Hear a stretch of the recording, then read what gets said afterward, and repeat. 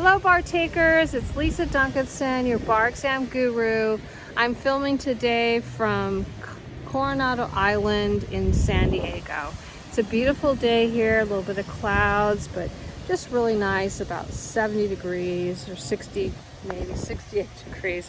It's nice, a little breeze. It's really great to be able to come out here when there's not a lot of people here on the beach. So today I wanted to talk briefly about a commonly tested area within negligence that is negligence per se. It's tested on the MBs all the time. It's also tested on the essays in negligence quite often. So you'll see it because someone will violate a statute. In other words, they will fail to wear a seatbelt. They will fail to stop at a red light. They will fail to adhere to speed limits. They will fail to wear a helmet when they are on a motorcycle. So these are the types of things that they test, and they're not going to give you a statute and have to analyze it. So what is negligence per se? It means that they fail to do something, but there are certain steps required to address negligence per se. The statute has to be a statute that is designed to protect people from the type of harm they suffered, and it also has to include the class of persons that would be subject to that protection. And so it's really simple. And then when it's tested, though, the problem is people don't know where to put it. They know it's there, but they don't know where to address it. And just a couple of tips. First of all, when you have negligence per se on a negligence exam, excuse me, you'll have it in two places. You will have it where the defendant was speeding or failed to stop at a red light and then struck another vehicle, and in that vehicle was someone who was not wearing their seatbelt. And they may even say in that fact pattern that even though she wasn't wearing her seatbelt, she would have been worse off if she had been wearing the seatbelt. They like to do things like that to kind of throw you off base. Negligence per se, violation of the statute, is negligence per se. So what is negligence per se? What are the elements required? The two main elements, you can have a longer definition if you want, but the two main elements are, we're near a military base. So lots of jets. Here, take a look. I think I lost him. Oh, there he is. Or she.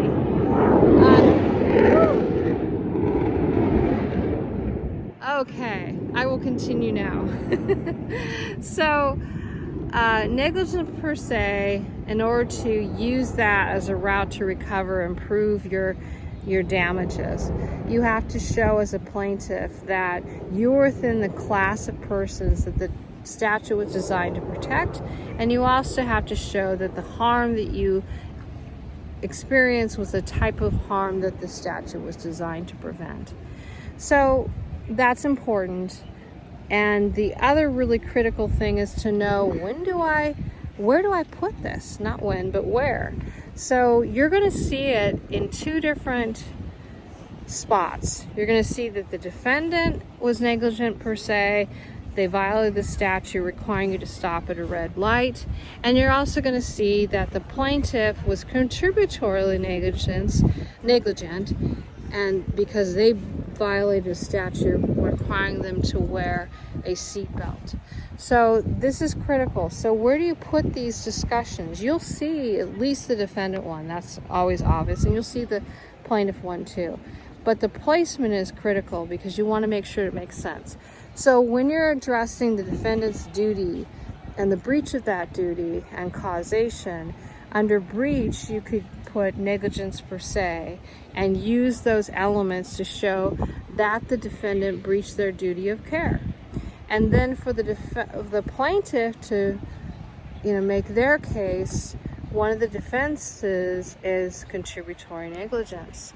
So remember that with contributory negligence and negligence, under the common law, any contributory negligence, 1%, 10%, whatever it is on the part of the plaintiff, results in a complete bar to recovery. They love for you to share that with them. That's what they want to see.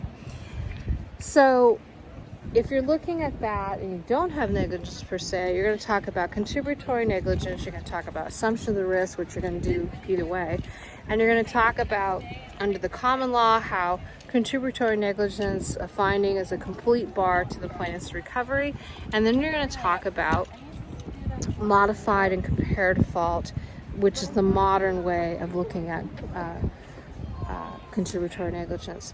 But when you are dealing with the special issues with regard to negligence per se, violation of statute, you will use the fact that the person who was a passenger in the vehicle that was struck by the defendant under contributory negligence, that she, in failing to adhere to that statute, she failed to wear a seatbelt and was injured. And sometimes they make it a little squirrely. Oh, it's okay. Sometimes they make it a little squirrely by saying she would have been more severely injured had she actually been wearing their seatbelt. That's not going to make any difference. You still have a situation where arguably she contributed to her injuries by violating a statute. So where do you put it? You put it under contributory negligence. First, you want to deal with, these are defenses, so you have a heading for defenses, and then you have a heading for assumption of the risk, which you can handle very quickly, and then you go on to contributory negligence, and that's where you use negligence per se. And remember the 2 points that are most important. I think there's 4 steps, but they really just need the 2 from you, which is, was that person within the class of persons that the statute was designed to protect? Passenger in a vehicle is supposed to wear a seatbelt. Yes, they're within the class of persons. And then the other thing is, did they suffer injuries? The type of injury, was that the type of injury the statute was designed to prevent?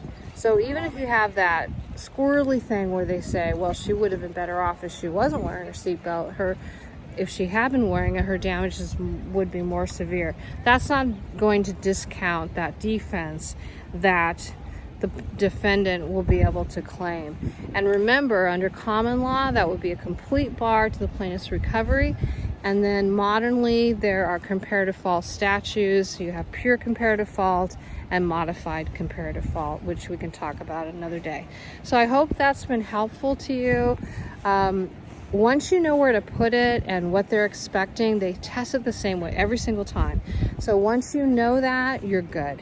So even if you don't write one of these essays, watching this video hopefully will make that clear and you'll know what to do. So best of luck to you. Please like and subscribe this video to my channel, and I'll be putting out more videos soon. All the best to you. Thank you. Bye.